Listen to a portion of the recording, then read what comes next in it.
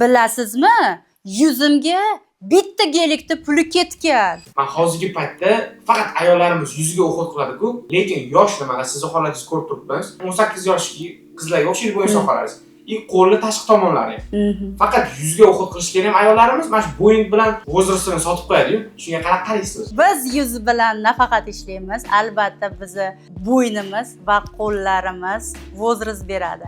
Shuning uchun biz yuz bilan ishlaganimizdan keyin обязательно bo'yin bilan, dekolte bilan ishlashimiz kerak. Qo'limizga ham xuddi shunaqa kollagen stimulyatsiya kerak bo'lsa, mayda ajinlar bo'lsa, yengil filler bilan, kanyula bilan ishlab beramiz. Lekin qo'llari yosh qizchalarga o'xshaydi. Bo'yin bilan ham to'g'ri kollagen stimulyatsiya qilish kerak, fibroblastlarni ishlatishimiz kerak.